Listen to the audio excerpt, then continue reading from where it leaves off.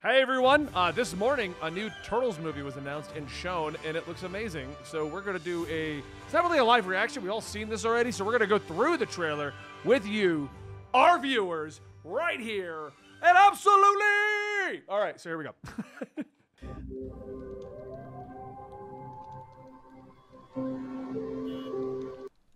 Okay, seriously, I had no idea Seth Rogen was on this project. I knew he was on this. I heard about this like 2 years ago, and I was like, when are we getting that movie? And it's here. I also love it says, from permanent teenager Seth Rogen. Because that's what he is. That's what he does. Yeah. He's literally...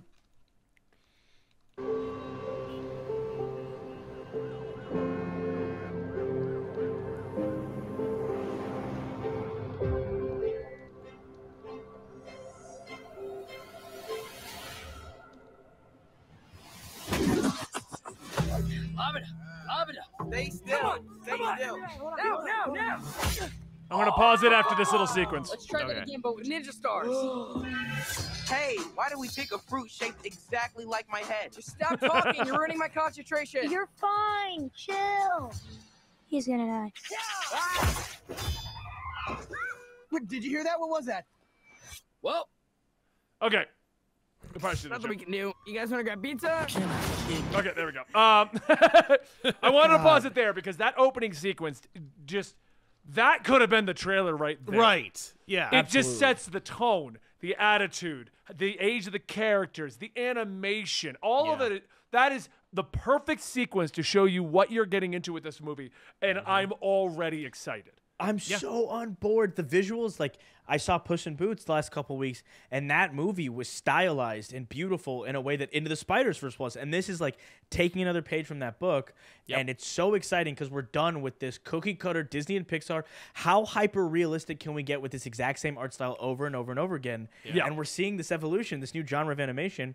I think it'll be really fun because this takes place in New York to compare shots from this to shots in Across the Spider-Verse and Into the Spider-Verse. Just being able to, like, because it'll probably have some of the same buildings, some of the same city shots, just because it's so hyper stylized and beautiful. Yeah. What I think we're getting into an era with animation, because this happened in video games where people realized they can't really make them any more realistic. Right. So they started stylizing everything so that it stands the test of time. Yes. Because when you do like bad CG, let's go back to Final Fantasy: The Spirits Within, which was like a big blockbuster. It took tons of money to make. That like uncanny valley, the faces have no emotion, is something we now look at and go, ugh. Yeah. But if you stylize everything. I remember looking at that back then and being like, oof. Yeah, well, yeah, back then the same deal. But Yeah. I was just using it as an example because it is a very dated CG style. It is, yeah. Good call. Good pull. Yeah. So, and I think that's what we're going for here, because I think Into the Spider-Verse is, that movie's going to stand the test. We're going to watch it 20 years from now, and you're going to be like, man, I remember when I was a kid hanging out with my boys talking about Spider-Man movies. You know, apparently, apparently at 55, I'm just sitting in an old man home, but I believe it. Now, it really does.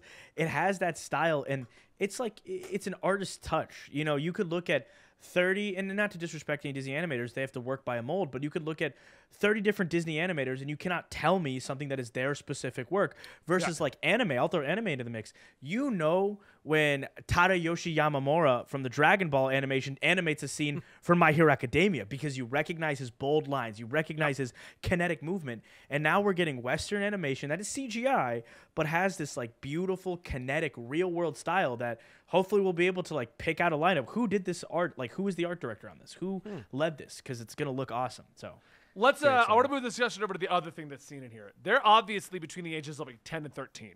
Right. We're going to the true teenage Mutant Ninja Turtles.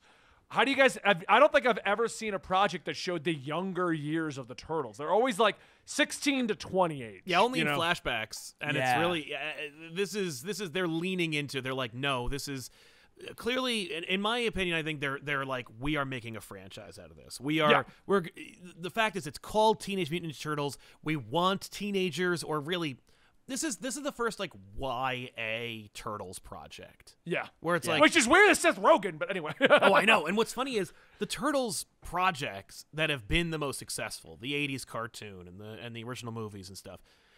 The audience weren't teenagers. The audience was 8 to 10-year-olds. Yeah. So this is like, I mean, that's how old I was when that came on. Like, yeah. I think this is the first genuine attempt by the owners of the Turtles properties, which has changed hands over the years, to actually try and target that demo without just going, okay, so the creative project is whatever, but there'll be toys based on that, and those toys are what we're trying to get from these children. Yeah, I mean, that's it. Turtles in its entire inception was built around like toy branding. I think Hasbro had a huge stake in why Turtles ended up looking the way it did, why it was the way it was for like the first 2-3 generations of movies and films and cartoons. But this one feels like we're breaking the mold. I looked up the actors before this trailer had dropped because I saw the actor announcements and there was a lot of big names. I was like, wait, why are these small name, like I've never heard of these people playing the Turtles? Yeah. And they have like these adorable little Twitter profiles. They're just kids. Like they're literally kids. They got kids to be the Turtles. I love it. It's so good. It's so great because now we won't you can judge you can judge them based on their performances and that's it. You don't think about it like Giancarlo Esposito's playing Baxter Stockman. So it's like for that you're like that's awesome. You're like got it. Right. Done. Okay, moving on. And it's like I'll just enjoy that. But with the Turtles, you can just lose yourself on the fact that like these kids are just being children. I hope there's a lot of behind the scenes stuff where they show like these like them doing their lines together and like maybe they record in the same booth. It's just a way to cement that familiarity with those characters. But anyway. I mean, the line delivery here is what I'd be surprised because you're talking about having these cute little like profile pictures on Twitter and everything. The line delivery here just sounds perfect. It doesn't sound like they don't know what they're doing. It doesn't at all. Yeah. Oh my god. And I do want to say because we're talking about the actors, Jackie Chan is Splinter. Oh my god. Yeah. Hannibal Buress is in this movie for some reason. John Cena is Bebop or Rocksteady. I don't remember. He's one of the two. Rocksteady, yeah. Rocksteady. Paul Rudd. Who's Paul Rudd in this? Paul Rudd's in there too. Paul Rudd is in this. I don't know. Yeah. Rose Bryan's in this. It's a crazy cast. Look, every frame of this looks like it was hand drawn. It looks crazy. This is a poster I want in my room. I want this in my bedroom. This is adorable. Like it. I love this. All right, so moving forward. Yeah, you're good. Can I kick it? Can I kick it? Can I kick it? Can I kick it? What the heck are those things? They look like little Shreks to me. Oh, we've prepared our whole lives for this. Can I kick it? Oh my, I'm gonna be sick. Leo, what happened? Is Donnie bleeding? It was an accident. Mikey, watch out! Okay, so once again, they picked another great scene, I feel, to just give you the vibe of the movie. Yes. Like the fact that Dottie is just freaking out and then still making jokes like, it's still in my leg. Yeah. Oh my god, it's so good. I love the scream. It's so funny. It's like genuinely hilarious. And like, look at the little impact lines around the oh my god, what are those called again? Side. Yeah, the side. Yeah. Oh, the details are so pretty. This is like what do you call it? When Michael Bay took the Turtles, he's like, I'm gonna give it lots of details, and he made the Turtles ugly, grotesque monsters. Yeah. They are disgusting in that movie franchise. They look they're so cave trolls. scary. They had like nostrils like hanging off the front of their faces. The acting performance is really good. Alan Richardson as Raphael, big fan. But they look crazy. This looks so good. Yeah. Yeah. It's basically them saying that the second Turtles movie didn't hit the numbers we wanted with Megan Fox and Michael Bay, so let's just go back to doing what worked for the Turtles. Yeah. Let's make them cute. Let's make them marketable and not horrifying monsters. Yeah. One thing I did notice on this when I was looking up the IMDb, Kevin Eastman is on it. He's written the best Turtle stories in the last 100 issues before he dropped doing his comic. Yeah. So, like, he knows what he's doing. He's the guy that created the Turtles, or one of. I think there's another guy that doesn't get credit. Yeah. Yep. But he's the one that's been carrying it on this whole time. There's one unnamed Steve Ditko. No. It's like, what do you say, Laird? It's Peter Laird. Laird. Yeah. Oh, yeah. Okay. I've heard Peter Laird's name 1,000 times. The story goes that there was like some decision where they couldn't decide what to do with it going forward, and Kevin Eastman decided to take it and move forward with it. It was getting Venus de Milo. They got it. Wait, that was the big breakup? Venus de Milo? Yeah. Oh. No wonder Kevin Eastman's butchering her in the comics. She's a zombie made out of a bullfrog's skin. It's rough. It's rough. It was an accident. Mikey, watch out!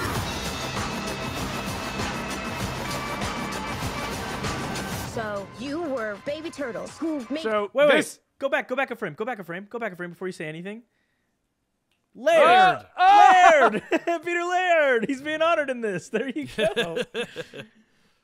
You were baby turtles who. So there's your April. I'm assuming based on the Yeah, yellow that's jacket. April. Yeah. That's April. And a lot of people, I think that was like a big thing. People are going to be really angry that April O'Neil is black now. And it's like they showed April O'Neil was originally a mixed person, that he'd drawn it based off of his girlfriend or wife at the time, April something, and she was a mixed woman. And then it wasn't until that they were put into color that she was kind of turned white, but she was colored. She was black in a lot of different iterations. When Hasbro took control of the character, they made a cartoon run of the character and a comic book run, and that's when they made the decision to make her white. It was at that point to sell more toys. But before then, she was black, so it's kind of fun to go back to the roots because a lot of people are like, she's got to be a redhead, and it's like, well, she's a child in this cartoon. And Yeah, I you was should gonna enjoy say it for that's what gonna it be is. It my, doesn't really my matter. argument. But I don't care I about a got- race. I'm more on the argument of okay. Yeah. Go ahead, Sal. It's Playmates. Playmates makes the Turtles figures. Playmates, not not Hasbro's. Oh, sorry, Hasbro. You It's guys the, are doing it's Power the Rangers only now, property so. Playmates has. Is Like, it? Yeah. Are you? That's crazy. Maybe I just read that. I read something earlier and I read that incorrectly. That's on me. Yeah. No, it's yeah. I was like, when I first saw this, my take was I don't want people to bring it up. Yeah. Oh, they're going Thank you. to. They're already 8 people wrote the He comment. covered my butt. I was gonna get more hateful DMs. I'm good today. I'm saved. Yeah. When I first saw this, my initial take was like, oh, people are going to rag on the race change. My initial reaction was not that they race changed her, but that April's always had a pretty sexy figure. And then I had to remember, but I think she's a child. 10. Yeah, I think she's 10 in this, so I'll In this- give the pass. In this, I like that she's kind of their age. Normally, she's like Yeah. much older than that. Exactly, and that's So- where I think my head was at, because she is older than them, and that's always kind of. And they've always done like she's got the yellow jumpsuit, and look at how sexy. I mean, they got Megan Fox to be her in the That's movie. true, like yeah. they leaned into sexy April. They Yes. did, and in the there was a Nickelodeon run, and I didn't watch this a ton. It was a CGI Turtles animated cartoon.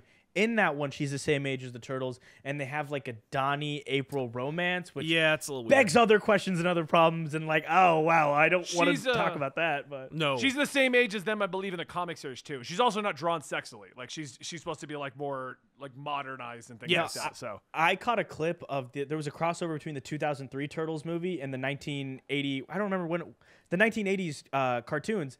There's like a animated crossover, and in the comments were like, yo, I don't remember April being built like that. Hey, yo, because it's literally, it's her and like nicely animated, because obviously, you know, it was in the 80s, so it's animated in the 80s. But like when they made this crossover thing, I think it was 08 or something like that. So the animation's much better, and they put in a lot of budget to the wrong kind of physics. Yeah. I'm not Yeah. gonna lie.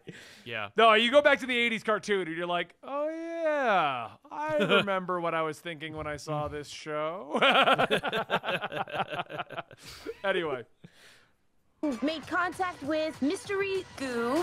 Well, we I like prefer the this. term ooze, but yeah. It's like more like it's just It, nicer. it so. rolls off the tongue better, yeah. It's nice, right? It's Mikey in the background, ooh, doing his hands. Oh, this is such a good cast for such a good, Yeah, let me pull such a the good full property. list up. There we go. Oh, Post Malone. Who is Post Malone gonna play? Oh my, Maya Rudolph is in this. Oh my God, this is gonna be incredible.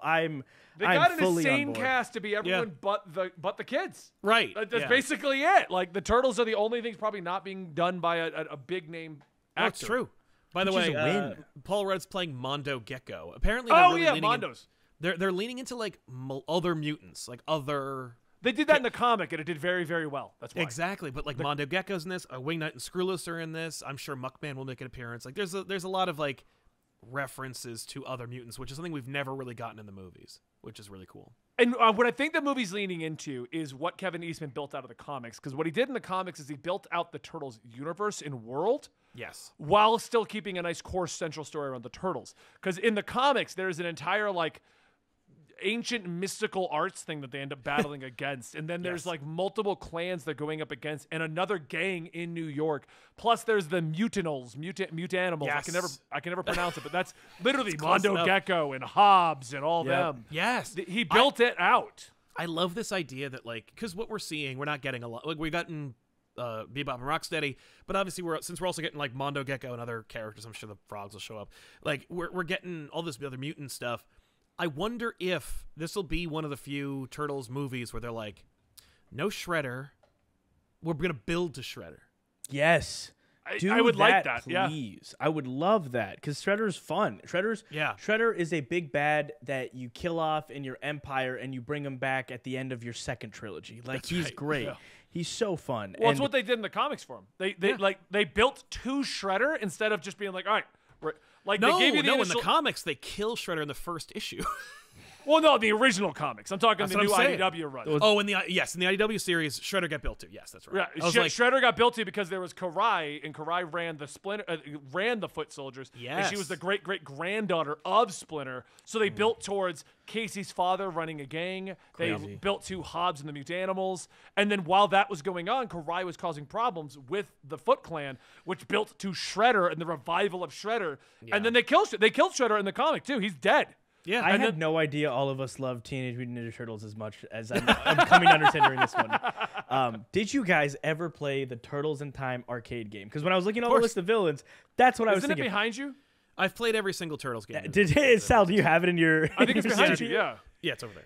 Okay, I love it. That arcade game at my local Chuck E. Cheese, every time we would go there, I would not play anything. I'd play skee-ball for about 2 minutes, and then I would sit there and try and make it through that game, and I played it. I spent so much money playing that game. Yeah. Loved it with my whole heart. And then, like, the animated franchise, my mom was, like, a huge TMNT fan, so that was, like, the first thing that I ever got ushered into. And I've been really heartbroken about, like, the way the franchise is taken because it's like they didn't do great.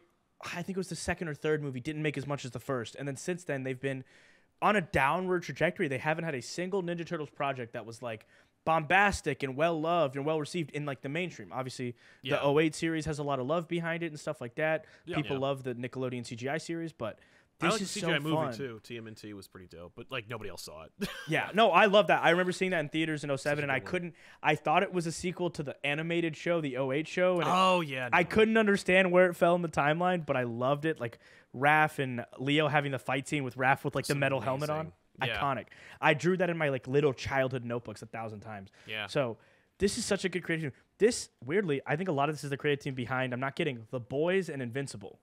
A lot of overlap, which is crazy. It's crazy. Surprised me. Oh, we found out who, what's it called? Hannibal Buress is playing. It's Genghis Frog, so the frogs are going to be in it too. Oh, my God. So my only concern is that I hope it doesn't get too much in there. Yeah. Like, it just tries to get everything out. They're like, okay, now we're going to do all the Mutanimals. We're going to do Hobbs. We're going to do Shredder. We're going to do... Although Shredder didn't show up, so leaving him blank and maybe being the post-credit scene would work. Yeah. Leatherhead's in it too. Because it's mutant mayhem. So it could be just the Mutanimals kind of breaking out and doing That's a true. Yeah. Yeah. So... Yeah. All right, well, this has been our opinion on the Turtles trailer. I hope you guys enjoyed. We should do Turtles Watch and just rewatch Turtles. All the Turtles. Benny, I've been waiting my whole life for you to say that to me. You don't understand. I begged my friends all the December holiday season, please, all the Ninja Turtle movie, the live-action ones, the Jim Henson Muppet ones are on Netflix. Please, let's watch it. Oh. And then when they said Let's yes... let the comments decide. If they say they want to watch Turtles Watch, then you and I will do it, and Sal can jump We're going to in have if to he's got rent time. it, though, because they did take it off of Netflix that night. The night I got them to say yes, they took it off of Netflix. So. Okay. Yeah. We'll get a joint Amazon Prime account. Right. Anyway, guys, thank you so much for watching today's episode of Absolutely. Make sure you like, subscribe, and hit that notification bell, and we will see you next time. Cowabunga.